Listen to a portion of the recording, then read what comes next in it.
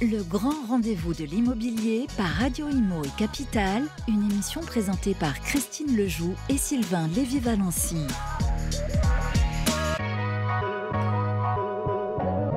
Bonjour les amis, voilà, c'est le numéro 64 de notre grand rendez-vous de l'immobilier tous les mois sur Capital et sur Radio Imo.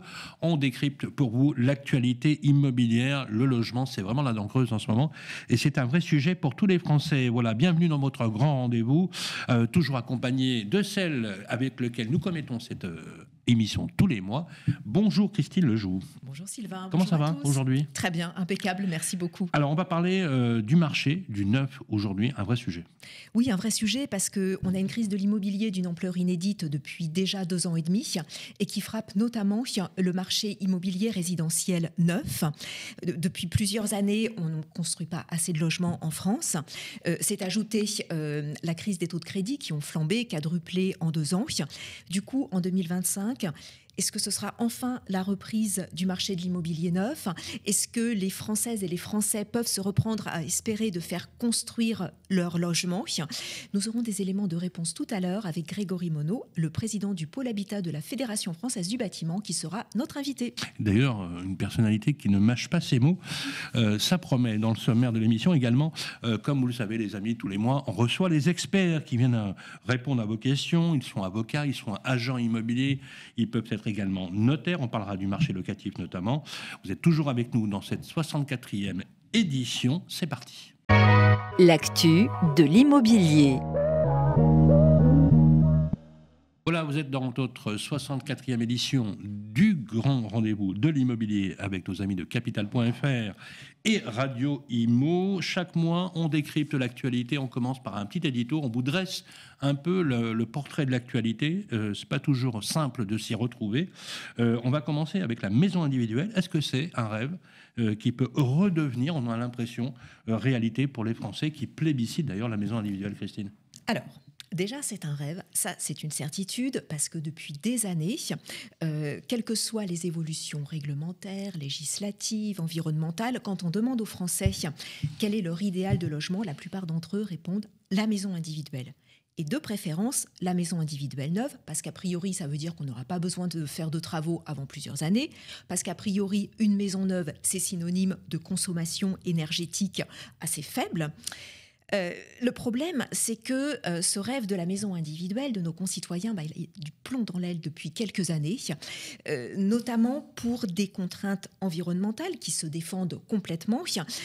On a un défi avec la transition écologique et notamment la réduction de l'artificialisation des sols. Pour respecter cet objectif, en matière de construction de logements, ça implique plutôt de surélever des bâtiments existants que de construire des pavillons de façon éparpillée un peu partout sur le territoire. Et d'ailleurs, ce n'est pas un hasard si l'an dernier, le gouvernement a rendu les maisons individuelles neuves inéligibles au prêt à taux zéro. Ce fameux prêt sans intérêt, aidé par l'État, est bien utile pour les personnes qui achètent leur logement pour la première fois. Bien sûr, les primo-accédants qui sont un peu les victimes, qui ont été les victimes de cette crise, on a l'impression que ça repart un peu, mais Christine, cette exclusion du PTZ, elle a donné le coup de grâce à la vente de maisons individuelles. On voit, c'est un marché qui s'est littéralement effondré. Marché des constructeurs de maisons individuelles, on en parlera d'ailleurs tout à l'heure avec Grégory Monod, avec la crise qui a été vraiment, il y a une vraie corrélation avec la flambée des taux et une politique du gouvernement qui, clairement, n'est pas favorable à la construction de maisons individuelles. Absolument, et ça se voit vraiment dans les chiffres. L'année dernière, les ventes de maisons individuelles ont chuté de 13% en France par rapport à 2023, selon les chiffres du pôle habitat de la Fédération française du bâtiment, pour tomber à 50 800 unités. 50 800, c'est pas beaucoup. Quand on sait qu'en 30 ans, en 40 ans, la population française a cru de plus de 16 millions d'habitants, que les phénomènes de décohabitation ont fait exploser la demande de logement et que la majeure partie de notre territoire est construit avec du logement individuel, de la maison individuelle, du pavillon, du lotissement. C'est ça. Et 50 800, c'est moitié moins que la moyenne annuelle des 20 dernières années. C'est un plus bas historique. Et ça alimente un cercle vicieux, c'est-à-dire quand les constructeurs de maisons individuelles et les promoteurs immobiliers vendent moins, logiquement, ils déposent moins de demandes de permis de construire. Du coup, aujourd'hui, on dénombre seulement 8 mises en chantier pour 1000 habitants. C'est le ratio qu'on avait dans les années 50. Sauf que, vous le rappeliez tout à l'heure, la demande de logement n'est plus du tout la même. Elle a explosé depuis les années 50, Absolument. Avec ces phénomènes de décohabitation, de familles recomposées. Et du coup, on s'achemine sans doute vers une pénurie de logements neufs dans les prochaines années, d'autant plus que, fauchés par cette crise, plus de 1000 constructeurs de maisons individuelles ont dû engager une procédure d'insolvabilité ou de sauvegarde ou de redressement judiciaire, voire même de liquidation judiciaire l'année dernière. Côté promoteur, c'est pas mieux. On a de grands noms de la promotion qui font face à de sérieuses difficultés financières. Et du coup, ils licencient et on va se retrouver avec moins de bras pour construire les logements quand la demande de logements neufs repartira pour de bon. Alors, vous avez absolument raison, puisque finalement, et les amis, vous qui nous écoutez, vous le savez, trouver un logement en location, c'est une galère absolue. Essayer de trouver un terrain qui coûte cher, faire construire, c'est aussi une autre galère. Surtout qu'on n'est pas sûr que le constructeur va aller au bout du chantier et qu'il se retrouve en carafe, puisqu'effectivement, c'est toute une industrie qui a été mise à genoux par une politique, parce qu'il faut être bien clair là-dessus, c'est la politique de ce gouvernement et des gouvernements précédents, depuis que Emmanuel Macron a pris le pouvoir en France, depuis 2017, qui a conduit finalement à cette situation dramatique.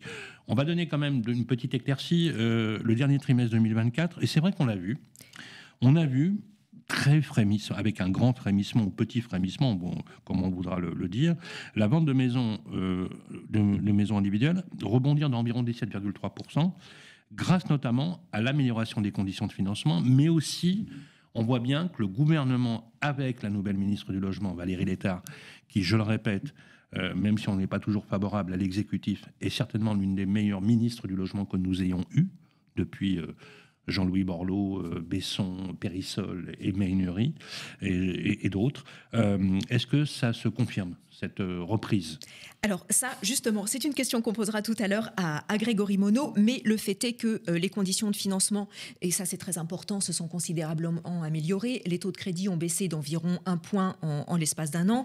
Ils étaient à plus de 4% à l'automne 2023. Ça suffit pour repartir en achat, quoi. Oui, aujourd'hui, voilà, pour un crédit sur 20 ans, on est à 3,20%. C'est des taux qu'on a connus en 2017. C'est gérable. Bien et sûr. puis, on parlait tout à l'heure du prêt à taux zéro. Eh bien, on a une bonne nouvelle parce que à l'initiative de Valérie Létard, la ministre du Logement, depuis le 1er avril dernier, les maisons neuves sont de nouveau éligibles au prêt à taux zéro. Au PTZ, absolument. Au PTZ. On revient la version d'avant 2004 du mais PTZ. Oui, on revient 2024, pardon. Absolument, on revient à une version antérieure. Oui. Du coup, mécanisme gagnant, baisse alors c'est à peu près 50-100 points de base de baisse des taux de crédit. Donc tout de suite, ça le resolvabilise. En fait, ça fait passer au cordeau les dossiers. Oui. Et le PTZ... Qui fonctionne comme un apport pour les primo-accédants. Non, mais c'est l'apport. C'est l'apport. En plus, il y a des conditions, je crois que c'est sous conditions de ressources. Ah, c'est sous conditions de ressources, tout à fait. Et qui permet donc d'avoir quand même jusqu'à... Alors en plus, il y a des constructeurs qui bonifient. Oui. Qui essayent d'attirer les clients, ce qui est des banques aussi, qui doublent le prêt à taux zéro. Voilà, il faut savoir que c'est frugal en termes de consommation énergétique, que les travaux sont de meilleure qualité, que les matériaux sont de meilleure qualité. Donc c'est gagnant pour tout le monde finalement. Absolument. Et puis, la cerise sur le gâteau, c'est que parallèlement, depuis le 1er avril également, le prêt à taux zéro est étendu à tout le territoire français. Il n'est plus circonscrit, comme l'an dernier, aux zones dites tendues où l'offre de logement est très inférieure à la demande. Et autre bonne nouvelle pour la maison individuelle, on parlait tout à l'heure de la lutte contre l'artificialisation des sols. Il y a une proposition de loi portée par des sénateurs, la proposition de loi Trace, pour trajectoire de réduction de l'artificialisation concertée avec les élus locaux. C'est pas très glamour, je vous l'accorde. Bienvenue en France. Voilà. Mais cette proposition de loi sénatoriale, elle assouplit considérablement l'objectif de lutte contre l'artificialisation des sols. Donc ça, c'est plutôt intéressant pour les constructeurs de maisons individuelles. Bon, ce n'est pas fait pour autant. Ce texte doit encore être examiné par l'Assemblée nationale, où on a au moins 2 députés qui sont pas trop d'accord avec cet objectif. Et puis, il faut pas oublier qu'on est à 1 an seulement des prochaines élections municipales.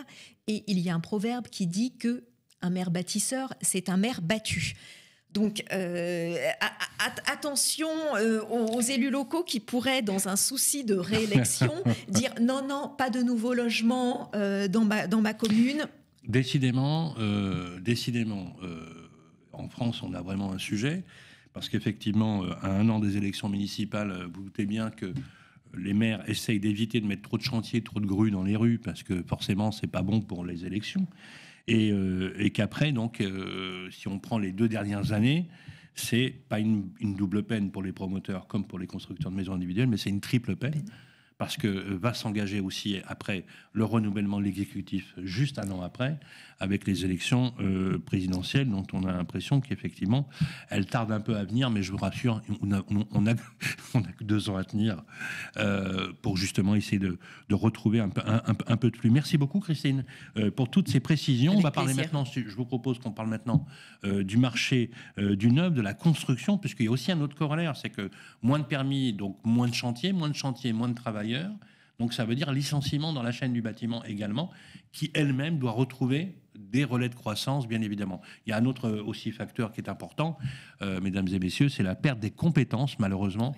Je peux vous dire que l'effondrement du marché de la construction de logements neufs a fait partir des compétences qui ne reviendront pas. Et le jour où on sera prêt pour reconstruire, pour construire, je peux vous dire que ça va être une galère pour recruter. Bref, ça ne va pas toujours être simple. Oui, c'est des savoir-faire qui ne s'acquièrent pas en 2-3 mois. Absolument. À suivre le grand entretien avec notre invité. On va recevoir Grégory Monod, qui est président du pôle habitat de la Fédération française du bâtiment. C'est tout de suite après ça. La grande interview. Eh bien, voilà, vous êtes de retour dans le grand rendez-vous de l'immobilier. C'est notre 64e édition. On est très heureux de vous retrouver avec, on vous l'a dit, un programme chargé, toujours accompagné de ma complice. Rebonjour Christine Lejoux. Alors là, on reçoit quelqu'un qui est aujourd'hui dans le métier, une grande personnalité de l'immobilier et de la construction. Bonjour Grégory Monod. Bonjour Sylvain. Merci d'être avec nous. Vous êtes notre grand invité en ce mois d'avril. Vous présidez le pôle habitat de la Fédération française du bâtiment. Le bâtiment, c'est plus de 350 000 entreprises en France. Et bien sûr, nous avons une tradition, mon cher Grégory, sur le grand rendez-vous de l'immobilier. C'est que la première question vous est toujours posée par Christine Lejoux. Avec plaisir. Bonjour Grégory Monod. Bonjour Christine. En février, lorsque vous avez présenté le bilan de l'année 2024, vous avez fait état d'une chute des ventes de maisons individuelles de 13,3% en 2024 par rapport à 2023, à 50 800 unités. On a appuyé sur le chiffre en préambule de l'émission parce que c'est moitié moins que la moyenne annuelle des 20 dernières années. C'est quasiment un plus bas historique. Et là, après 2 ans et demi de crise de l'immobilier, le premier trimestre 2025, comment il s'est passé dans votre secteur, côté construction de maisons individuelles et puis promotion également? Eh bien, depuis de nombreux mois, on annonçait des trimestres en baisse. Et là, c'est vrai que c'est la première fois depuis 3 ans qu'on a une augmentation de nos ventes sur le premier trimestre. Mais comme vous l'avez dit, on part de tellement bas. De combien l'augmentation, s'il vous plaît? On a 21% à peu près d'augmentation, mais on a perdu 58%. Depuis 2024. C'est comme un rebond technique, une base favorable, une base de comparaison favorable. Aujourd'hui, on sent qu'on a à nouveau des contacts depuis le mois de septembre, qu'on a toujours cette envie de devenir propriétaire. On a des acquéreurs qui reviennent nous voir. Et là, ça s'est traduit par les chiffres. Vous avez plus de contacts, on appelle ça des leads, ou des personnes qui veulent acheter plus. Ça repart. Ils reviennent. C'est-à-dire que c'est des personnes... parce qu'il n'y avait plus de confiance. D'accord. En fait, le sujet, c'est que l'acte d'acquisition immobilier, c'est un acte de confiance. Le désir était toujours là, pourtant. Le désir d'être propriétaire. Et puis après, il y a aussi un besoin. Se mettre un toit sur la tête, c'est quand même un besoin vital. Bien sûr. Et aujourd'hui, on a plus de 2 700 000 demandeurs de logements sociaux. C'est qu'on a un vrai problème quand même avec le logement des Français. Donc oui, il y a eu un rebond, mais il faut relativiser. Il faut attendre quand même un petit peu, voir comment ça va se passer dans les prochaines semaines. Vous savez, quand vous avez touché le fond de la piscine, il y a un oui, moment, vous pouvez forcément, remonter, vous tapez vous pouvez que avec remonter. le pied et vous Mais rebondissez. là encore, tout ça est encore fragile. Il ne faudrait pas qu'on soit déstabilisé par plein d'événements. Donc je pense qu'on va aborder maintenant ces différents sujets. Alors justement, on va entrer dans le vif du sujet, puisqu'il y a beaucoup de particuliers qui nous écoutent, et d'ailleurs le grand rendez-vous de l'immobilier sur capital.fr, il est fait pour ça. On a vu revenir, c'est presque ignoré du sort, le prêt à taux zéro. Bien. Prêt à taux zéro qui était déjà d'ailleurs installé avant effectivement la restriction sur le PLF de 2024, le projet de loi de finances 2024. Il y a deux choses qui se sont produites qui sont relativement positives. On peut parler quand même d'une petite éclaircie. C'est la baisse des taux d'intérêt, donc une baisse du point de base qui a été significative et qui a automatiquement, sur certains dossiers de crédit resolvabilisés, accompagné de l'élargissement au PTZ qui a été acquis avec force conviction par Valérie Létard. D'ailleurs, on souligne, nous, systématiquement, nous les journalistes, son action, puisqu'elle a été déterminante. Et on a vu ensuite les statistiques sur le logement ancien comme sur la maison individuelle, c'était automatique. Est-ce qu'aujourd'hui, ce corollaire, vous le trouvez favorable certainement, est-ce qu'il va, selon vous, continuer? Est-ce qu'on est sur une bonne trajectoire? Oui, nous sommes sur une bonne trajectoire. Vous le rappelez à très juste titre, hein, Valérie Létard a écouté et entendu ce que la profession réclamait depuis de très nombreuses années, à savoir le soutien en fait de la demande et le financement de la demande, l'accompagnement de la demande, le retour du prêt à taux zéro depuis le 1er avril pour les maisons de façon universelle sur tous les territoires, pour la maison individuelle comme pour le logement collectif. Parce que c'était pas gagné dans le précédent gouvernement. Ah non, c'était pas gagné. Alors sous le gouvernement Barnier, elle était déjà présente, donc c'était sur les précédents gouvernements où là il y avait, je dirais, je pense qu'il y avait une volonté de ne pas vouloir entendre, hein, parce que clairement quand tout le monde, tous les membres de l'Alliance, l'Alliance s'est créée aussi à ce moment-là, réclamait le retour du prêt à taux zéro. Il regroupe plusieurs fédérations professionnelles, dont le pôle Habitat FFB. Exactement. Tout le monde le réclamait d'une seule voix. Et donc à un moment, c'est pas qu'on est partisans, c'est qu'on voit bien ce qui se passait dans les chiffres. Et donc le retour du prêt à taux zéro, je dirais, est le début d'une nouvelle ère, je pense, pour les mois à venir. Vous l'avez dit, les taux directeurs ont baissé aussi. On a perdu à peu près 1 point de base après avoir pris 3,5 points. On a une augmentation de 350 points du taux directeur. Donc aujourd'hui, on revient dans quelque chose d'un petit peu plus normé. Le prêt à taux zéro aujourd'hui, c'est quelque chose, là aussi, où les organismes bancaires connaissent ce dispositif. Ils sont prêts, donc à appuyer sur le bouton. Aujourd'hui, on voit qu'il y a même certains organismes qui doublent le prêt à taux zéro. Le montant du PTZ. Oui. Donc là aussi, c'est un vrai moyen de resolvabiliser, puisque ça peut être considéré comme un apport. Donc la trajectoire est bonne. Et surtout, c'est que le prêt à taux zéro a été sacralisé jusqu'à la fin 2027. Oui. Donc là aussi, ça nous permet d'avoir un petit peu plus de visibilité, même beaucoup plus de visibilité, que de se dire, comme tous les ans, à chaque loi de finances, qu'est-ce qui va se passer, qu'est-ce qu'on va nous supprimer, et voilà. Est-ce qu'au 31 décembre 2025, il y aura encore un PTZ ou non? Là, on sait que jusqu'à fin 2027, il est là. Exactement, donc de la confiance et de la visibilité. Oui, alors vous avez, non seulement vous avez 1000 fois raison, mais on a carrément allé à la recherche d'indicateurs, et notamment on a questionné les Français. Alors qu'ils sont 87% à plébisciter la maison individuelle, donc ça c'est pour clouer le bec à certaines personnes qui pensent qu'il ne faut plus étaler.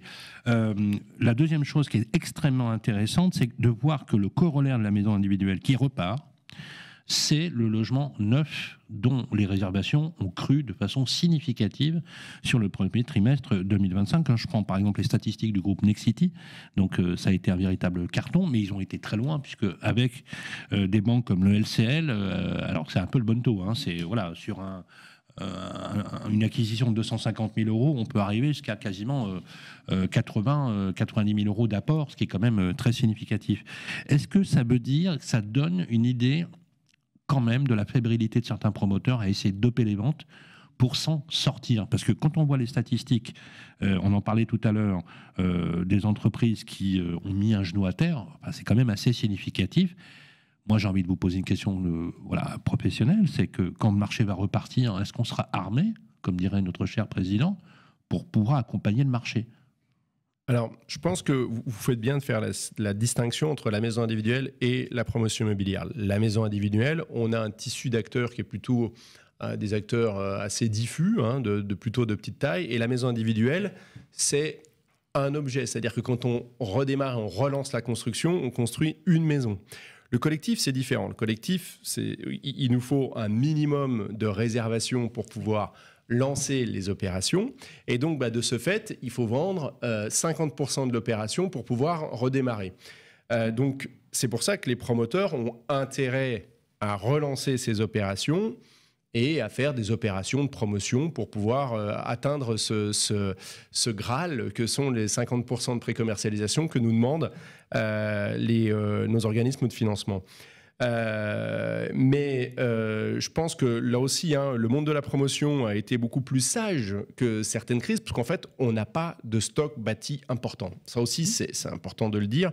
La crise des années 90, proportionnellement aux années 90, dans les années 90, on démarrait à 20%, on livrait des immeubles, on se retrouvait avec 80% de logements achevés, non vendus, et là, ça avait été un vrai sujet. Il y a quand même un peu de stock.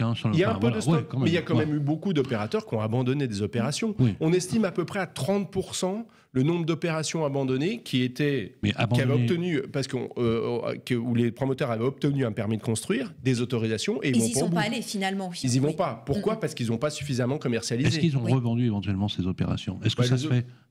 Est-ce que des grosses majors, par exemple, des gros promoteurs, se sont dit finalement on va absorber, ou est-ce qu'il n'y a pas aussi peut-être les bailleurs sociaux également qui ont préempté ces opérations ? On a eu une aide importante, en tout cas un marché, quelque chose qui nous a beaucoup aidé, c'est le logement intermédiaire. Bien sûr. Aujourd'hui, au travers des filiales d'Action Logement et de la Caisse des dépôts, mais surtout les filiales d'Action Logement, ça a permis à bon nombre d'opérateurs de soit dérisquer des opérations, aller chercher ces 50%, soit à l'inverse, de transformer des opérations qui étaient dédiées à la vente aux particuliers vers de la vente en bloc aux filiales d'Action Logement. Donc ça a été un point. Et de CDC Habitat. Et de la Caisse des dépôts dans une moindre mesure, puisque le gros a été fait quand même par les filiales d'Action Logement. 34 500 unités ont été achetées, préemptées par Action Logement. Donc, tout ça, en fait, pour dire que les bailleurs ont pu récupérer au travers de ces opérations en LLI des opérations en propre, c'est-à-dire qu'ils ont pu racheter parfois certaines opérations. Ça a été un petit peu les opportunités qui ont fait qu'ils ont pu les acheter. Mais je dirais que ça ne s'est pas industrialisé. C'est pour ça qu'il y a eu beaucoup d'abandon. Une opération qui a été initiée avec les codes que l'on connaissait en 2021-2022, parce que avant qu'une opération soit mise sur le marché, ça fait 3 ans qu'on la travaille en promotion immobilière. Donc les codes n'étaient pas du tout les mêmes. Donc il y a un moment, avec les codes d'aujourd'hui, ces opérations n'étaient pas viables et les promoteurs préfèrent les abandonner plutôt que de générer du stock qui serait dramatique pour leur bilan. Une dernière question, Christine Lejoux. Oui, j'avais une question sur... On a vu tout à l'heure l'élargissement du prêt à taux zéro. C'est une mesure très importante pour relancer le logement neuf. Quelles autres mesures faudrait-il mettre en place selon vous ? Et il y a également, à l'initiative encore de Valérie Létard, la ministre du Logement, l'exonération d'impôts des donations familiales pour financer l'achat d'un logement neuf. On va dire grosso modo, c'est les 2 principales mesures en vigueur qui peuvent aider le secteur. Qu'est-ce qu'il faudrait faire de plus pour le relancer vraiment selon vous ? Depuis le 1er janvier, en fait, on n'a plus de dispositif d'accompagnement de l'investisseur privé. Oui, depuis la fin du Pinel, en fait, depuis la fin du Pinel, voilà. Exactement. La loi de finances le Pinel était une niche fiscale d'accompagnement qui permettait, sur des investisseurs, de mettre sur le marché locatif du bâtiment neuf, des unités neuves à prix réglementé, à taux fixe. Exactement, c'est-à-dire qu'on était quand même sur des loyers réglementés. C'était un crédit d'impôt, parce qu'on a une grosse fiscalité en face, donc on fait du crédit d'impôt quand il y a une grosse fiscalité, donc ça c'est toujours un petit peu le paradigme que je dirais que l'État doit gérer. État qui a considéré que c'était un pognon de dingue, qui ne produit, je reprends les mots du président, qui ne produisait aucune efficacité opérationnelle. Inefficace. La Cour des comptes a été moins sévère. La Cour des comptes a été beaucoup moins sévère, et puis Bercy s'est rendu compte que le point de PIB qu'on a perdu à cause de la construction neuve était lié aussi aux 50 000 logements. Le Pinel, c'était quand même 50 000 logements par an qui généraient de la TVA. Et donc, c'est sûr, si on regardait que les dépenses, on ne réfléchissait pas à investissement. Donc, nous, on pense qu'il faut relancer justement le sujet de l'investisseur privé au travers du statut du bailleur, mais il y a quelque chose qui serait tout simple à faire. On parlait du logement intermédiaire tout à l'heure avec les filiales d'Action Logement. Demain, si le logement intermédiaire était ouvert aux particuliers, c'est un dispositif qu'on connaît. Les banques savent le financer. Il fonctionne très bien. Je pense que ça permettrait de relancer l'investissement locatif ouvert aux privé. Particuliers, mais qui doivent créer une SCI, une société civile immobilière. Oui. Mais je dirais, là, il faudrait qu'on le fasse en direct sans forcément créer de SCI. Mais c'est le statut du bailleur privé dont vous parlez en réalité. Alors, le statut du bailleur privé, il y a un amortissement et il n'y a pas un jeu de TVA. C'est pas tout à fait la même chose. Mais on arrive au terme de ce premier entretien, puisqu'on a nos experts qui vont répondre à vos questions que vous posez tous les mois sur la page de Capital Facebook, les proprios gérés par notre amie Christine. On se retrouve dans quelques instants et la deuxième partie de l'entretien, vous restez avec nous. Grégory Monod, je rappelle que vous êtes le président du pôle habitat de la Fédération française du bâtiment. À tout de suite. Vos questions, nos réponses. Comme chaque mois, vous le savez les amis, sur le club Facebook Les Proprios géré par nos amis de Capital.fr, vous posez vos questions, on vous répond. Ce sont des questions pratiques auxquelles vous êtes soumis quotidiennement, que ce soit fiscal, social, que ce soit sur vos acquisitions. Bien évidemment, ils sont avocats, experts comptables, notaires, et ils viennent chaque mois sur le plateau. Et là, ça tombe bien, nous avons une avocate qui est avec nous sur le plateau, c'est Maître Manon Belin. Bonjour. Bonjour. Merci d'être avec nous. Vous êtes spécialisé en fiscalité. Moi, je suis obligé de prendre un Valium à chaque fois que je traite de ma fiscalité. Bref, l'avantage avec vous, c'est que vous allez réenchanter la fiscalité. D'ailleurs, nous avons une tradition, vous savez, dans le grand rendez-vous de l'immobilier, c'est que les questions sont posées par l'ami Vincent. Comment il va, l'ami Vincent? Ça va très bien, merci. Voilà, les jolis cheveux, là, c'est très oui, sympa. on essaye des trucs. Vous avez grandi depuis la dernière fois. Un petit peu aussi. Vous étiez à 1m98, là, vous devez faire bien 2 mètres, là, facilement. On a changé de tabouret aussi. Ouais. Il faut voir ce que c'est. Alors, on a une question qui nous est posée par Jean-Jacques. Jean-Jacques d'Aix-en-Provence, pour vous, Manon Belin, une question. Il est locataire, il a entendu dire qu'une partie de la taxe foncière pourrait être bientôt payée par les locataires. Qu'en est-il? C'est vrai, ça? Alors, je ne vais pas participer à l'enchantement pour l'instant. Ce n'est pas prévu du tout. C'est une mesure qui est proposée par l'UNPI, qui se bat depuis quelques mois pour la mettre en avant. L'idée, ce serait de créer une taxe usagée, de prévoir une répartition juste entre le propriétaire et le locataire, puisque depuis la suppression de la taxe d'habitation, le locataire ne paye plus de taxes. La difficulté, c'est que il faudrait modifier le décret de 1987 qui prévoit la liste des charges qui peuvent être récupérées par le propriétaire. Et la taxe foncière, en tant que telle, n'en fait pas partie aujourd'hui. C'est ça, c'est l'UNPI, l'Union nationale des propriétaires immobiliers, qui, lors de sa dernière conférence de presse sur la taxe foncière il y a quelques mois, compte tenu de l'envolée de la taxe foncière depuis maintenant quelques années, a suggéré qu'éventuellement la charge de la taxe foncière puisse ne plus reposer seulement sur le propriétaire, mais également en partie sur le locataire. Alors voilà. C'est vrai que ça a fait hurler, vous le savez, ça a fait hurler les associations de consommateurs et notamment les associations de locataires, bien évidemment, qui ont trouvé la mesure injuste. Enfin, ce qui était injuste, c'est finalement doter la taxe d'habitation aux maires et de continuer finalement à percevoir la taxe foncière sur les propriétaires. Mais il y a un symbole au-delà de tout ça, c'est le fait de toujours taper sur les propriétaires dont on a l'impression qu'ils sont la variable d'ajustement des politiques fiscales du gouvernement parce qu'ils ne peuvent pas délocaliser leurs biens immobiliers. Et c'est vrai que l'avantage d'avoir des propriétaires, mais je suppose que vous devez en avoir beaucoup sur le plan fiscal qui vous posent des questions, c'est que comme ils ne peuvent pas bouger, à chaque fois ils sont ciblés. C'est ça, la seule solution. Ça ne passera pas cette loi, non. En fait, c'est même pas c'est un vœu, c'est un vœu de l'UNPI pour le moment. Voilà. Il n'y a pas de mesure, il n'y a pas de proposition de loi. Enfin, on va dire que c'est une mesure dont a entendu parler notre ami Jean-Jacques à Aix-en-Provence. Moi, je suis d'accord avec vous. Il suit bien l'actualité, en tout cas. Si vous créez un club, moi j'y adhère volontiers. Mais effectivement, il y a une inéquité finalement, parce qu'il faut quand même rappeler qu'il y a beaucoup de petits propriétaires qui ont besoin de son revenu pour leur retraite, et que c'est vrai que quand on fait comme à Paris, c'est 52% d'augmentation. C'est pas disiez tout à l'heure, c'est même 60%. Oui, on est passé de 13,5% à 20%. Énorme. C'est ça. Et sur 10 ans, la taxe foncière en France, en moyenne, a augmenté de 32,9%. Donc c'est pour ça que c'est un sujet qui intéresse toute l'année, tout le temps, tout le monde, Ben oui. puisque chaque année, ça s'empire. Oui, et donc on a la part qui est basée sur l'indice des prix à la consommation, harmonisé. Donc c'est aussi un autre débat, puisque c'est au niveau européen que c'est calculé, et pas au niveau français. Donc ça crée quand même une petite injustice, plus la liberté des taux. Et cette liberté est bien prise par les maires aujourd'hui. D'accord.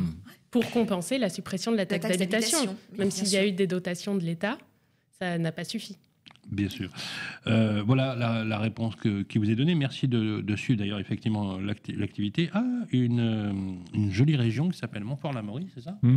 C'est Sandra qui nous écrit de Montfort-l'Amaury. Tout à fait. Joli, Montfort-l'Amaury. Vous connaissez un peu Yvelines. Oui, Yvelines, c'est très chic. Très sympa. Très chic, absolument. Ouais, très chic, très chic. Vous pouvez être voilà. C'est pas Aubervilliers. Hein. C'est très chic. Ouais. On aime beaucoup Aubervilliers au demeurant. Bonjour aux habitants d'Aubervilliers. Aubervilliers. À Montfort-l'Amaury, Sandra, effectivement, nous écrit. Elle se pose une question. Si mon locataire ne paie plus le loyer, est-ce qu'elle peut prétendre à un dégrèvement de taxes foncières? Est-ce que c'est possible? Quelle question. Donc on va déchanter à nouveau. Non, ce n'est pas un cas d'exonération. Un des cas d'exonération, c'est en cas de vacances ou d'inexploitation du logement pendant plus de 3 mois, seulement si cette vacance ou cette inexploitation n'est pas due au fait du propriétaire. Si elle est subie par le propriétaire. Exemple, ça se loue pas pendant 3 mois. Il faut prouver à l'administration fiscale qu'on a entrepris toutes les démarches pour pouvoir le louer. Exemple très pratique. Un bien qui n'a pas été loué et qui est chez un administrateur de biens. Donc on sait qu'il a l'annonce, on a la date du passage de l'annonce. C'est resté plus de 3 mois. Personne n'a contracté le bail. Est-ce que je peux me prévaloir de ça pour demander l'exo? On peut le demander à l'administration fiscale. D'accord. En apportant toutes les preuves. Est-ce que je l'obtiens? Est-ce que ces preuves-là suffisent? Une attestation, par exemple, de l'administrateur de biens qui gérerait le bien? Oui, montrer que vraiment toutes les démarches ont été mises en place pour le louer. Est-ce que ça marche? Dès lors qu'on rentre dans un cadre légal, ça marche. Après, il faut parfois se faire accompagner d'un avocat ou d'un expert autre, puisque l'administration fiscale, parfois, ne connaît pas très bien tous les cas d'exonération et essaye de démotiver la partielle d'exonération, Manon, dans ce cas-là, si on peut prouver que le logement est vacant. Oui, c'est partiel ou c'est total? Voilà. Total. Ah, total. Oui, c'est ça. Oui. Et c'est pas neutre, hein? C'est pas neutre. Non, vu le montant de la taxe foncière, maintenant, non. C'est pas neutre. On a une troisième question. Oui. Une troisième question pour la déclaration des revenus 2024.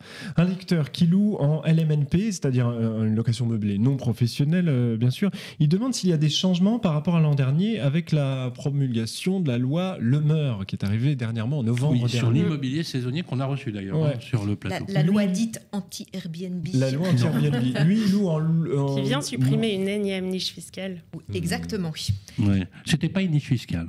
C'est quand même une mesure d'équilibre. C'est quand même très intéressant. Oui, je suis d'accord. Est-ce qu'il y a eu des changements, du coup, entre les déclarations fiscales 2024-2023? On vous a beaucoup sollicité sur la question. Oui. Surtout qu'il y a eu ça fait plusieurs temps qu'il y a des réformes qui passent pas, qui sont modifiées. Là, on a eu la loi Le Meur, effectivement, qui vient définitivement décider que les abattements sont amoindris par rapport à avant. Que les seuils pour profiter du micro-BIC sont aussi amoindris. Donc, il y aura plus d'imposition, au final, sur les exploitants Airbnb. La loi Le Meur est un peu plus large que la simple fiscalité, puisque justement, comme vous le disiez, ça vient créer un alignement avec ce qui était fait pour la location classique. Oui, logique. Donc, c'est un plan qui est mis en place pour 9 ans. Donc, pour l'instant, on peut encore louer jusqu'au F. Oui, pour le diagnostic de performance énergétique, effectivement. C'est ça. Et en 2034, on pourra louer que si on est des lettres A à D. C'est ça, oui. Oui, ça rejoint finalement la trajectoire de la loi climat résilience. Oui, exactement. Mais justement, pour les loueurs en location meublée non professionnelle, là, dans leur déclaration de revenus 2024 qu'ils vont faire en avril-mai 2025, avec ces amoindrissements de seuil et d'abattements fiscaux dont vous parliez, Manon, est-ce que eux, par rapport à la déclaration qu'ils ont faite l'année dernière, est-ce qu'il y a des changements ? Alors, il y a les premiers changements et il y en a d'autres qui vont intervenir l'année prochaine. D'accord. Donc, les premiers changements, c'est ceux qui ont été décidés l'an dernier. Oui. Il y a eu une tolérance administrative l'année dernière pour garder les anciens seuils. D'accord. Donc là, aujourd'hui, pour les meublés, classiques, oui.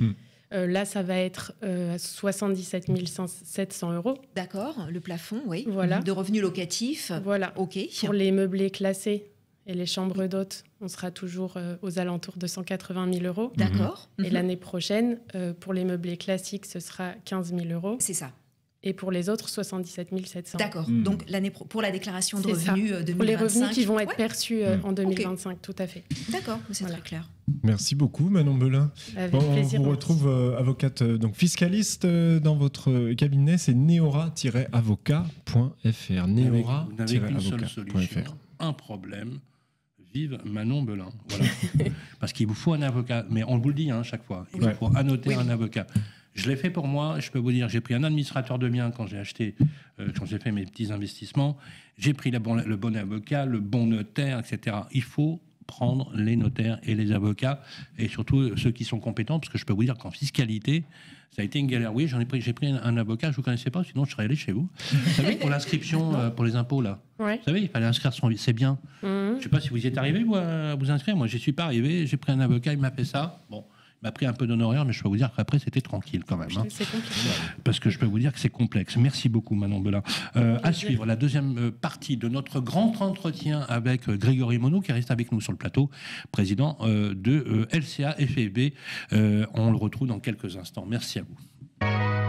La grande interview. Voilà les amis, vous êtes dans votre 64e édition du Grand Rendez-vous de l'Immobilier, l'émission que vous attendez tous les mois pour décrypter l'actualité avec notre amie Christine Lejoux. On a notre invité qui est sur le plateau, il est bien là, Grégory Monod, bonjour, merci d'être avec nous, d'être resté avec nous. Je vois, vous êtes le président de la fédération, alors pas de la fédération du pôle habitat de la Fédération française du bâtiment. On va parler maintenant d'un effet important. Christine, c'est les prix.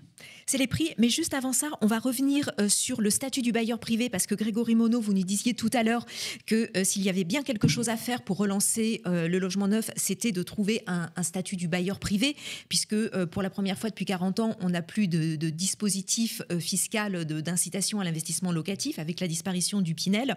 Il y a une mission parlementaire pilotée par messieurs Cosson et Daubresse qui travaille sur le statut du bailleur privé, qui doit remettre ses conclusions à la ministre du Logement au mois de juin. Qu'est-ce que vous en attendez de cette mission ? Alors, déjà, on a hâte de les rencontrer parce qu'on est très heureux que vous n'avez pas encore été auditionné. Non, on n'a pas été auditionné. On a déjà. C'est prévu, là. C'est prévu dans le mois de mai.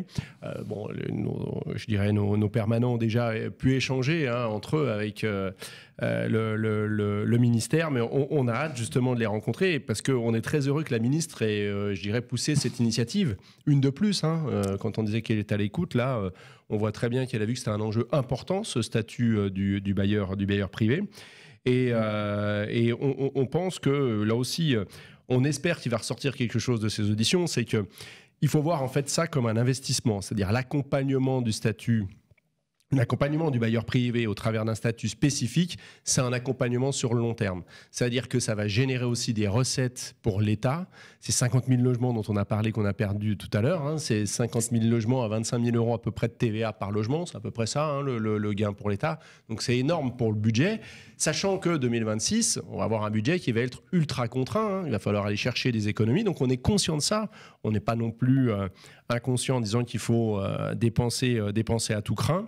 On pense que ça peut vraiment rapporter quelque chose à ce budget et avoir des recettes en face qui soient conséquentes et importantes. C'est plutôt sioux, finalement, de faire ça sous l'angle de la recette sans y affecter la dépense. Parce que en réalité, ça peut refaire partir toute une filière. Une filière, il faut quand même le dire, qui a été mise à genoux par des politiques publiques et également des politiques locales, mais beaucoup plus des politiques publiques. Est-ce que, très, très objectivement, le statut du bailleur privé, c'est pas un pansement sur une jambe de bois? On sait, parce que c'est la première fois depuis 40 ans, première fois depuis 1984, que nous n'avons plus, que vous n'avez plus d'objets fiscaux, qu'on appelait ça des niches fiscales ou d'aides ou à la pierre. Il y avait Pierre-André Périssol, on a eu Louis Besson, on a eu de Rebien, on a eu Pierre Méhaignerie qui a été l'initiateur. On a aussi, grâce à Jolion-Borloo, une grosse offensive sur le développement du bailleur privé. Sous le mandat de Nicolas Sarkozy, la France des propriétaires, c'était aussi un axe très, très développé. Est-ce que ça va suffire? Clairement, est-ce que ça va suffire pour relancer une industrie qui, aujourd'hui, a fait disparaître, mais les statistiques de la FEB, vous les connaissez, pratiquement une centaine de milliers d'emplois détruits, c'est ce qu'Olivier Saleron communique. Les situations sont graves, très graves. Vous avez même reçu le président de la République lors d'un entretien avec Olivier Saleron et en public. Est-ce que ça va suffire? Et selon vous, comment on va pouvoir accompagner le moment avec aussi des phénomènes exogènes que vous ne maîtrisez pas, notamment la situation géopolitique en Europe? Alors, sur le statut du bailleur, là encore, c'est qu'on va pérenniser quelque chose. On souhaite que les choses soient pérennes. Il ne faut pas qu'à chaque nouveau ministre, on ait un nouveau dispositif. Statut du bailleur reconduit chaque année dans le PLF? Exactement. Ou carrément une loi de programmation? Non, il faudrait qu'il soit dans la loi. C'est-à-dire qu'il ne faut pas que ce soit une mesure d'exception qui soit reconduite à chaque PLF avec un système d'amortissement du bien sur la durée. Vous voulez sanctuariser le principe exactement. De personne physique et personne morale. Personne physique et personne morale. Parce qu'on l'a bien vu, là aussi il y a eu des incantations de l'État à un moment et de certains gouvernements qui pensaient qu'au travers des institutionnels on allait retrouver justement de l'activité, que les institutionnels allaient venir sur le locatif, mais on ne les a pas vus. Là aussi, c'était une vision, on n'a pas vu les institutionnels revenir. Donc on a besoin de ce dispositif pour alimenter les territoires. Vous l'avez dit à juste titre, Olivier Saleron a annoncé des pertes d'emplois. C'est des pertes d'emplois dans les territoires. Et qui sont les premiers touchés, en fait? Ce sont des TPE et Absolument. des PME qui ont entre 10, 15, 20, 50, 100 salariés. Donc ça reste des structures, des acteurs ancrés dans leur territoire, qui ont des rayons d'action qui sont somme toute réduits. Et c'est eux qui vont être les premiers touchés, parce que c'est ces entreprises-là qui construisaient le logement collectif. Alors justement, on va parler des prix, parce que les prix... Oui, c'est une question très intéressante pour nos auditeurs. Le sujet, il est quand même important. Enfin, je ne sais pas si on va s'en sortir un jour, mais dès qu'on voit baisser les taux de crédit, on l'a bien vu, dès qu'on voit aujourd'hui une offensive des professionnels pour essayer de promouvoir les biens immobiliers, eh bien, on a revu quand même une augmentation. Est-ce qu'il n'y a pas finalement quelque chose d'endémique, finalement, sur lequel on ne pourra pas lutter, et que la spéculation sur les prix, écoutez, il va falloir faire, à moins de réglementer. Oui, parce qu'après des années de hausse continue, on a vu que le prix moyen des maisons individuelles avait baissé l'année dernière de 4,2%, alors qu'on dit que dans le logement neuf, c'est des prix techniques qui, contrairement aux logements anciens, ne sont pas simplement régis par la loi de l'offre et de la demande. Les constructeurs de maisons et les promoteurs sont obligés de répercuter le coût des normes environnementales, le coût du foncier, de la fiscalité, etc. Donc, baisse de 4,2% en 2024. Comment les voyez-vous évoluer, ces prix, cette année, Grégory Monod ? Alors, aujourd'hui, au niveau de l'inflation, on peut dire qu'on a une inflation qui est maîtrisée. Clairement, on pense que là, on est tous d'accord, tous les économistes s'accordent à dire que l'inflation ne va pas augmenter. Notre crainte, c'est plutôt le sujet qu'a abordé Sylvain tout à l'heure, à savoir la situation géopolitique et le sujet des droits de douane. On commence à voir, sur la cote des matériaux, selon les chiffres de la FFB, des prix qui réaugmentent à nouveau. L'acier de la construction, le PVC, tout ce qui est lié justement à cette mondialisation. Mais ces fameuses hausses qui vous ont été très pénibles dans le calcul de vos prix, ça repart à la hausse. On a eu la hausse des prix liée à la crise de l'énergie. On a aussi eu début 2022, une demande qui était très très forte. Post-Covid. Donc post-Covid, on a quand même absolument. eu, là aussi, quand la demande est forte, les prix n'ont pas tendance à baisser. Pourquoi ils ont baissé aussi l'an dernier? Parce qu'on a eu là aussi une demande qui a tellement chuté, c'est qu'à un moment... les industriels ont été obligés de baisser leurs prix, en fait. Un petit peu leurs tarifs pour là aussi s'adapter à cette conjoncture. Mais notre inquiétude porte plus sur les matériaux de construction qui apparemment sont très sensibles à ce contexte géopolitique Et donc, on va voir un petit peu comment ça va se passer dans les négociations dans les prochaines semaines entre l'Europe et les États-Unis sur ce sujet des droits de douane. Vous l'avez dit, puisqu'on en a parlé hors antenne, c'est vrai qu'il y a certains maires qui se font un peu tirer l'oreille, qui résistent sur les permis, mais je vais aller plus loin. Sur le PLU, on voit bien qu'il y a des maires qui même, lorsqu'ils signent, réduisent le cadre de leur propre PLU qu'ils ont mis en place. Parfois. Et on a vu une chose incroyable, et ça vous le savez, certains promoteurs ont attaqué le maire en disant « respectez votre propre PLU ». Et ils ont gagné. Est-ce qu'aujourd'hui, on est à un point de bascule dans la relation entre ceux qui fabriquent de la ville, les aménageurs privés, aménageurs publics, investisseurs, institutionnels également, mais toute la chaîne de valeur avec les élus locaux? Qu'est-ce que vous en pensez? Et à 1 an des élections, est-ce qu'il n'y a pas là une triple peine qui va vous tomber dessus?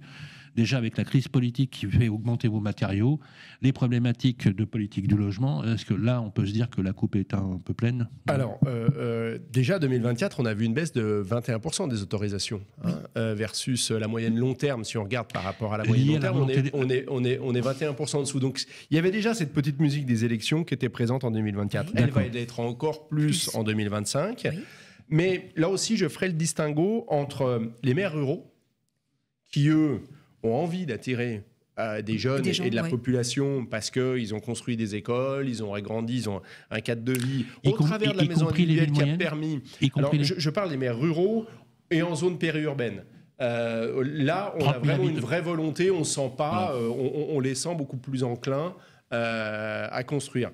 Le sujet, il est plus sur les agglomérations et les métropoles, où là, on a des élus qui ont plutôt mis le pied sur le frein depuis quelques temps, qui pour moi aussi, et on ne le dit peut-être pas suffisamment, mais sont aussi responsables de la crise dans laquelle on se trouve, de la crise du logement, et d'avoir aussi autant de personnes qui n'ont pas de toit à se mettre sur la tête, qui sont dans la politique toujours du plus, mais on construit moins. Et en fait, quand on regarde bien, il y a un moment... Il faut se poser le sujet de notre société. Qu'est-ce qu'on veut pour notre société?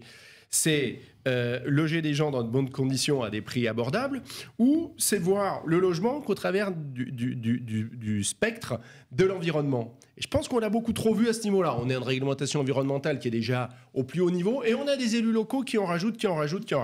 Et qu'est-ce qui se passe? Du coup, on a du mal à produire des logements abordables de manière suffisamment massive pour répondre justement au fait à la demande de nos concitoyens d'être bien logés. Parce qu'on a quand même un vrai sujet du mal logement en France. Moi, il y a toujours un sujet qui m'a choqué, c'est qu'on n'objective pas suffisamment les PLH. C'est-à-dire que les élus, au travers de leur PLH... Plan local de l'habitat. Plan local de l'habitat, merci Christine, et au travers de leur plan local d'urbanisme, voire intercommunal et autres, justement, on n'objective pas. Est-ce qu'ils ont rempli les objectifs? Très rarement. Pourquoi? Parce que, vous l'avez dit à juste titre, on nous dit toujours, non mais attendez, là, vous avez le droit de construire à telle hauteur, on préférerait que ce soit un petit peu moins dense. Ouais. Ou à l'inverse, on nous dit, moi j'ai besoin de 3 places de stationnement en sous-sol, donc du coup l'opération ne sort pas. C'est-à-dire qu'au travers d'un règlement qui peut avoir des articles assez pervers, on baisse la densité, on baisse la construction et on ne produit pas suffisamment de logements par rapport aux besoins. Parce que n'oublions pas également qu'au travers de nos opérations privées, on génère du logement social. Donc on a besoin de ce logement social aujourd'hui. Ah mais non seulement on en a besoin, mais vous avez 1000 fois raison. D'ailleurs, les 62% des locataires du parc locatif privé seraient éligibles au logement social. Donc il y a aussi un rapport subtil. Alors on a encore 2 questions, mais on est un peu pris par le temps, mais je voudrais qu'on vous les pose. C'est, Christine, la fameuse loi, la loi Spartacus. Mais non, c'est pas Spartacus, c'est la proposition de loi dite. Parce que Spartacus était trace d'origine. Voilà, je fais mon cultivé aujourd'hui. La fameuse loi Trace qui risque d'être contrecarrée par les textes des députés. C'est une proposition de loi sénatoriale qui vise à assouplir ce fameux objectif de réduction de l'artificialisation des sols, qui c'est vrai est problématique pour la construction de logements neufs. Alors, ce texte, il a été adopté par le Sénat, mais il doit encore passer par l'Assemblée nationale.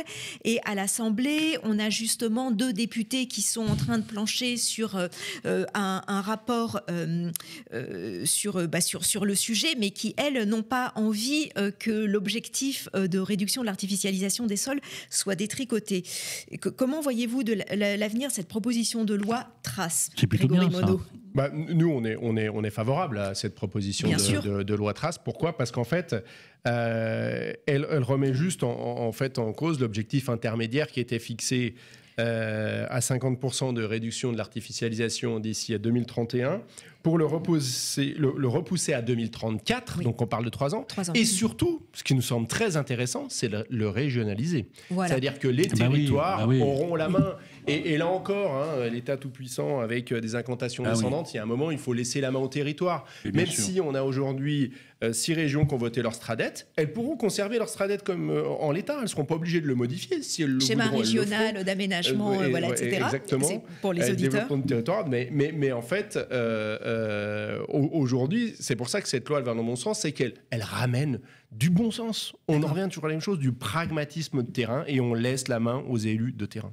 Dernière question qui peut fâcher un peu, enfin, en tout cas qui est dramatique. Le nombre de défaillances de constructeurs de maisons individuelles a bondi de 28%.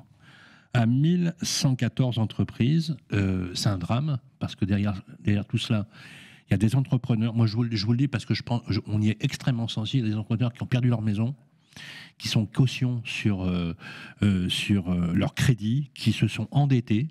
Je parle des patrons, notamment des petits patrons, qui ont tout perdu. Ils ont 50, 55 ans. Certains ne se relèveront pas. Alors, bien évidemment, on ne peut pas ne pas poser cette question. Quelles sont les conséquences, bien sûr, pour les acheteurs immobiliers ? Quel est le sort des chantiers suspendus ? Et enfin, il faut qu'on puisse répondre également à cette question, même si on compatit avec ces entrepreneurs qui ont tout risqué. Quid des recours pour les acquéreurs possibles ? Alors c'est vrai que l'augmentation est importante, surtout au vu du tissu, comme je disais, des entreprises qui constituent la construction de maisons individuelles en France, à savoir plutôt des petites entreprises dans les territoires. En 2024, 28% d'augmentation. On parle de milliers Ça peut d'emplois être dramatique également, vous l'avez souligné, pour les acquéreurs, parce qu'aujourd'hui ils se retrouvent dans une situation assez compliquée. Et ça l'est encore plus pour ceux qui n'ont pas fait construire dans le cadre du contrat de construction de maisons individuelles, parce que le vrai sujet, il est là. Aujourd'hui, certes, ça va prendre un petit peu plus de temps, mais quand vous avez contracté un contrat de construction de maison individuelle, vous avez une garantie de livraison au prix, où vous avez une tierce structure, donc un organisme de garantie, qui vient terminer la maison. Et s'il y a un dépassement de plus de 30 jours du délai de livraison, ça met en route également des pénalités de retard, comme l'aurait eu le constructeur. Donc, au travers du contrat, le consommateur est protégé et même indemnisé. Alors oui, ça va mettre un petit peu plus de temps, mais aujourd'hui, ça s'organise plutôt bien. On a des organismes de caution qui répondent présents et qui sont structurés pour le faire. Et ça marche même plutôt très bien. Toutes celles et ceux qui nous écoutent, voilà, vous avez des moyens de recours. Voilà. Aujourd'hui, la loi de 90, elle est là pour vous protéger. Signez un contrat de construction de maison individuelle. Votre prix sera garanti. Vous aurez un délai de livraison. Et en cas de défaillance du constructeur, il y a un garant qui reprend la main et qui va terminer la maison. Est-ce qu'on peut trouver sur le site du pôle Habitat FFB des informations sur le sujet ? Je pense que oui, nous avons des informations à destination du grand public. Mais après, on peut. Vous avez aussi les grandes associations de consommateurs qui peuvent vous donner. Voilà, parce qu'on est saisi de ces dossiers. D'ailleurs, on est saisi aussi par des entrepreneurs qui ont tout perdu. Et on compatit également. Ça ne va pas être facile, quand on est président du pôle Habitat, de voir vos adhérents parfois qui vous appellent désespérés. Puis quand on entreprend, c'est pas pour être défaillant. Quand on entreprend, c'est qu'on a vraiment envie de bien faire. Et donc, il est temps d'ailleurs que la France reconnaisse aussi cette capacité qu'ont les Français, les entrepreneurs, à tout risquer. Parfois, on a l'impression que tout est fait pour les consommateurs, ce qui se comprend, ou par les salariés, mais parfois les entrepreneurs se retrouvent un peu démunis. On peut le dire, ça ? Oui, ils se retrouvent démunis, et je peux vous dire qu'ils ont été résilients, parce que depuis le temps qu'on leur tape sur la tête. Merci Grégory Monod. Toujours un plaisir de vous avoir sur le plateau. Ne changez rien. Je rappelle que vous êtes le président du pôle Habitat de la FFB. Il faut venir nous voir plus souvent. On retrouve toutes les informations sur le site du pôle Habitat de la FFB. Un petit clin d'œil à Christophe Boucaud. Je pensais pouvoir le croiser. En tout cas, merci infiniment de nous avoir donné ces informations. Je pense que Christine va falloir suivre avec beaucoup de vigilance toutes ces informations dans un monde qui mute de plus en plus, et notamment avec les phénomènes exogènes comme la crise politique qui anime l'Europe. Voilà, à suivre nos experts pour les parties sur le club des proprios. Vous posez vos questions et nous vous y répondons, c'est dans quelques instants. Vos questions, nos réponses. Là, c'est à moi. Merci, Jason. Là, c'est bien. Vous êtes dans le 64e numéro du grand rendez-vous de l'immobilier. Après tout, pourquoi pas. Merci d'être avec nous. On répond à vos questions que vous posez tous les mois sur le groupe Facebook des Proprios, géré par notre amie Christine. Et c'est toujours l'ami Vincent qui s'y colle. Nous avons un nouvel expert avec nous. Il est le fondateur, directeur général de Micasa. C'est ça. On dit Micasa, pas. On dit Micasa. Voilà, Micasa. Micasa, c'est chez moi, hein, forcément. Mikasa et Sukasa. Voilà. Exactement. Vous êtes le bienvenu. On est Vous êtes un chasseur immobilier. On va d'abord vous demander d'ailleurs un petit peu quelques mots sur la marque également. Et comme vous êtes parmi nos nouveaux éditorialistes et chroniqueurs, la règle du jeu, c'est de répondre aux questions qui nous sont posées directement, des questions qui sont très, très, très intéressantes. Et on commencera d'ailleurs tout à l'heure par le premier, c'est Jean-Marc qui nous a écrit. Peut-être un mot sur le groupe, Vincent. Ouais, Micasa, du coup, chasseur immobilier sur toute la France avec un réseau de 80 chasseurs, c'est ça ? Exactement. Aujourd'hui, Micasa, c'est une marque avec à peu près 80 chasseurs qui sont présents sur tout le territoire. On va accompagner nos clients à la location ou à l'achat pour leur trouver le bien idéal. Donc, globalement, si vous avez des soucis techniques, donc logistiques, vous n'êtes pas sur place, ou alors que vous n'avez pas les connaissances, vous allez pouvoir nous le déléguer. Il y a des experts qui vont s'occuper de vous trouver le bien parfait pour vous. C'est cool. À la location aussi, vous faites ? Ouais, complètement. Alors, on Ok. s'est même construit sur la location. On D'accord. gère aujourd'hui entre 50 et 150 nouvelles missions de location par mois. Et on arrive également sur Sur tout le l'achat. territoire ? Ouais, sur tout le territoire. Alors, D'accord. évidemment, des villes qui fonctionnent Et mieux. vous comme arrivez Paris. à trouver des biens à la location ? Complètement. On a un taux de réussite qui est environ de 85% sur la location. À savoir qu'on n'a même pas d'exclusivité. Donc, vous pouvez aussi vous chercher de votre côté. Et en moyenne, on va compter. Combien ça coûte Voilà, je cherche un appart dans Paris, pas trop cher. Je vous dis, voilà, je trouve pas parce que pour une offre, il y a 500 demandes. Donc on se dit, bon, Ouais, peut-être que les gens se disent, il y a peut-être un piège ou quoi que ce soit, mais enfin, pourquoi vous y arriveriez plus que ceux qui sont tous les jours abonnés ? Et puis surtout, combien ça leur coûte ? On peut savoir ? Alors oui, ça peut être vite pénible, hein. Concrètement, même à Paris, c'est très compliqué. Aujourd'hui, nous, on va avoir des prestations qui sont forfaitaires, donc finalement, peu importe le prix du bien, donc le prix de votre loyer, ça va être le même prix pour vous. On va avoir des prestations qui débutent à 1 200 € jusqu'à 1 700 €, en fonction de ce que vous allez inclure dedans, si on doit se déplacer en visite. Mais vous faites ou quoi non. pour ce prix-là ? C'est quoi la Exactement, prestation ? j'allais y venir. Et nous, pourquoi on y arrive plus que vous potentiellement ? Évidemment, c'est notre métier. Donc, c'est des gens qui font une veille quotidienne, voire tous les jours, en permanence. C'est le réseau, j'imagine aussi. En fait, vous allez avoir d'une part le temps, donc des gens qui sont tout le temps présents, et qui veulent trouver votre bien, donc qui sont surmotivés. La deuxième chose, c'est que vous avez évidemment le réseau. Quand vous faites ça tous les jours, vous connaissez quasiment tous les Et vous agents arrivez immobiliers à bloquer le bien lorsque vous trouvez le truc qui... Alors, il faut aussi être réactif de notre côté, du côté de nos clients. Clairement, on avance en équipe, on n'est pas tout seul devant, ça c'est sûr et certain. Mais si le client est motivé, on va avoir aucun problème à trouver le bien assez rapidement. Est-ce que, c'est une question, Bien sûr. est-ce que le client, il paye uniquement si vous lui trouvez ? Alors, le client, il va payer des frais de dossier. Donc, on va prendre 40% de frais de dossier et le reste, ça va être proratisé au nombre de travail qui aura été effectué. Donc, concrètement, le nombre de visites, on va venir finalement minorer. Et s'il ne trouve pas, est-ce qu'il paye ? Oui, il paye. Ah, il paye quand même. Il paye complètement. On a 40% de frais de dossier chez nous. Ah oui, et ça marche ? Bien sûr. Bon, En fait, si vous voulez, ça Tout sait faire. travail mérite salaire. Alors- Il s'est démené, le chasseur. Pour Non, mais je veux trouver- dire, un agent immobilier, par exemple, travaille en FIS, il travaille uniquement sur le résultat. Ouais. Les agences de location qui font de la location sont payées uniquement si le bail est signé. Là, par contre, vous prenez même si on n'arrive pas à le... Complètement, parce qu'en fait, si vous voulez, nous, on va avoir de la prestation de service. Donc, concrètement, en fait, on va accompagner le locataire en visite. On va faire les visites pour lui en lui envoyant un compte-rendu. On va pouvoir également lui donner des conseils. Quand vous arrivez, par exemple, de Marseille à Paris, vous ne savez pas forcément où aller. Donc là, nous, on va vraiment venir l'accompagner là-dessus. Et évidemment, on va l'aider pour créer son dossier locataire et qu'il soit le plus beau possible. Donc, sur 1 200 € pendant l'exemple, vous prenez 400 € Exactement. tout de suite, et le reste, éventuellement, en fonction du résultat. Exactement. D'accord. OK, c'est très clair. Première question. Des questions, ouais, avec Jean-Marc à Creil pour commencer, Arnaud le dit. Quelle est la règle pour un locataire qui part au bout de 28 ans et avait payé une caution de 5 000 francs ? Waouh. Eh oui, Waouh. en 98. Et oui. Ça arrive, ça arrive. Est-ce qu'on lui rend ça en Eh francs ? ouais. C'était avant le passage à l'euro, ouais, avant hein. le passage Eh à oui. l'euro. Ce C'est montant, vrai, est-ce qu'il doit être augmenté d'un indice ou est-ce qu'il doit être juste converti en euros ? Qu'est-ce qu'on fait avec ça ? Bon, Bonne déjà, question. j'étais même pas né. Non, c'est une bonne question. Globalement, la loi 89 encadre quand même vachement bien ce genre de cas de figure. Aujourd'hui, déjà, ce que vous devez savoir, c'est que vous n'allez pas pouvoir faire payer d'intérêt finalement sur la caution. Il n'y a pas d'intérêt, donc il y a l'inflation par exemple qui pourrait être à la charge du bailleur. Donc ça, c'est la première chose. La deuxième chose, c'est que vous allez devoir, en tant que bailleur, restituer dans un délai d'1 mois la caution si jamais il n'y a pas eu de dégradation et jusqu'à 2 mois si jamais il y a eu des dégradations. Et concernant du coup le montant à reverser finalement à votre locataire, ça c'est simple, on a vu qu'il n'y avait pas d'intérêt, donc vous allez devoir tout simplement faire la conversion. On est à peu près à 6,51 francs pour 1 euro. Ça fait 800 euros. Ça fait à peu près 760 euros exactement. Ah ouais, ok. Mais aussi ce que vous devez savoir, c'est que lors de l'état des lieux, en fait, vous allez avoir forcément une usure du bien qui va être faite au bout de 28 ans, c'est complètement normal.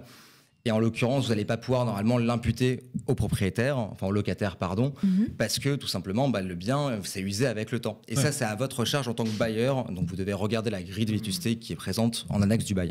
D'accord. Très bien.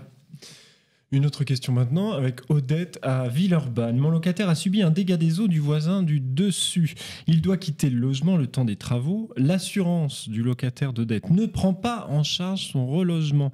Elle lui demande de se retourner contre son bailleur, l'assurance. Est-ce qu'elle va devoir payer le relogement, Odette, qui elle est la propriétaire du logement ? Alors c'est toujours compliqué qui va devoir payer concrètement, surtout dans une copropriété, ça peut être vite pénible.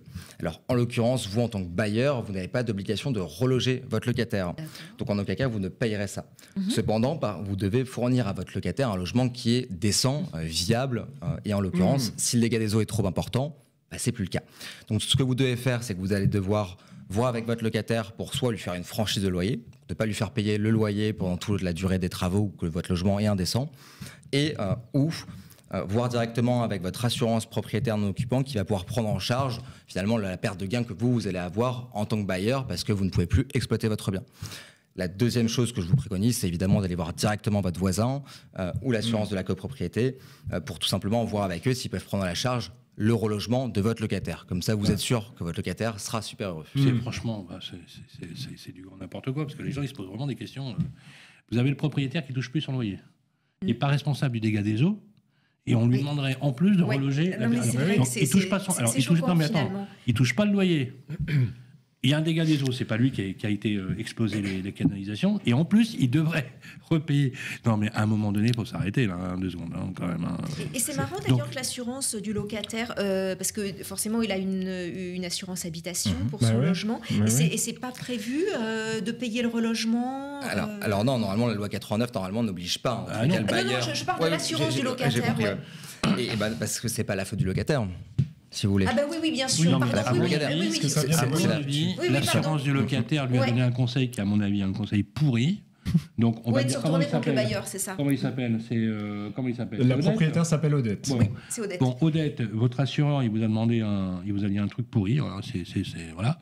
Et puis, c'est là que du coup, ce qu'on disait tout à l'heure avec nos experts, c'est qu'il faut vraiment ceinture et bretelles, prendre des assurances propriétaires non occupants, c'est hyper important. Exactement. C'est-à-dire que je suis propriétaire bailleur, je prends et puis si possible, je recommande à un administrateur de biens avec garantie de loyer impayé, garantie contre le vandalisme, etc. Je peux vous dire que c'est même si ça coûte 5-6% par an sur le loyer. Franchement, quand on est d'accord. Il faut dire, voilà. Et puis vous, de votre côté, Odette, choisissez un bon assureur qui vous donne des bons conseils. Une dernière question avec Christophe à Paris.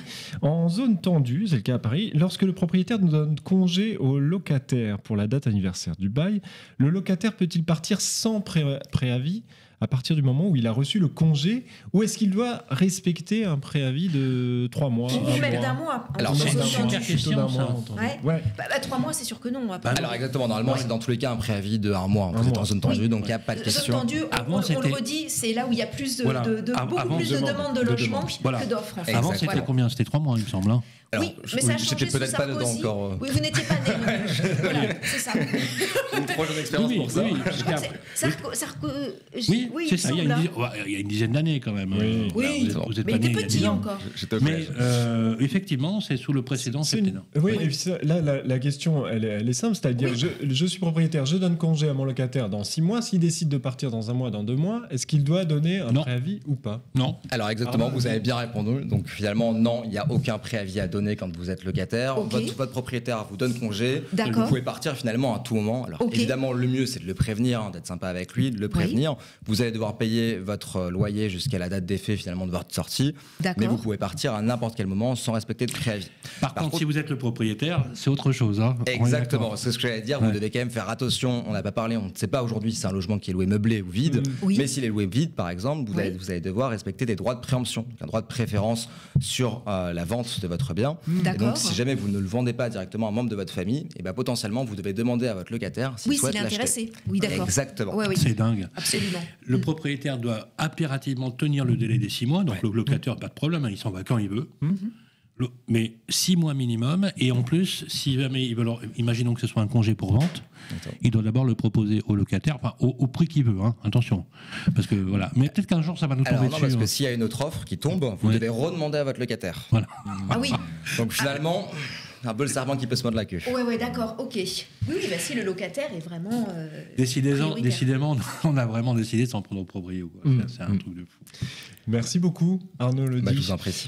Fondateur de Micasa, réseau de chasseurs immobiliers en France, qu'on retrouve sur micasa.fr. Micasa.fr. Avec un Z à Casa. Oui, Casa. Voilà. Exactement. Voilà, Micasa et Sous-Casa. Voilà. Micasa et Sous-Casa. Sylvain est polyglotte. Toutes les langues. Voilà, merci beaucoup l'ami Vincent et merci à vous Arnaud. N'hésitez pas, comme d'habitude, à poser vos questions sur le club Les Proprios sur Facebook et animé par nos amis de Capital. Également sur l'application de Radio Imo, n'hésitez pas, vous contactez l'ami Vincent et on vous y répondra. On enchaîne avec la suite de notre programme. Le grand rendez-vous de l'immobilier. Et bien voilà les amis, c'est terminé pour notre numéro d'avril 2025, 64e édition, toujours fidèle au poste. Heureusement d'ailleurs que vous nous regardez puisque nous ne serions tout simplement plus là depuis les 5 dernières années. Merci d'avoir suivi cette émission, elle est disponible bien sûr en replay sur l'application de Radio Imo comme d'habitude et sur le site de capital.fr. Merci à tous nos invités, Grégory Monod, président du pôle habitat de la FEB et de tous nos experts. Merci à vous Christine et on va se retrouver le mois prochain. Avec plaisir Sylvain, merci à vous, merci à toutes et à tous. Et n'hésitez pas à poser vos questions pour le prochain numéro à nos experts sur le groupe Facebook, le Club des Proprios. Voilà, c'est très important puisque ces questions, c'est vous qui les posez tous les mois. On fait venir nos experts et on essaye de décrypter l'actualité pour vous. Et croyez-moi, il y a beaucoup à faire. Voilà, rendez-vous le mois prochain pour le 65e numéro du grand rendez-vous de l'immobilier. D'ici là, prenez soin de vous, prenez le soleil, tout va bien, l'été arrive. C'était le grand rendez-vous de l'immobilier, une émission présentée par Radio Imo et Capital, à retrouver en podcast sur toutes les plateformes de streaming.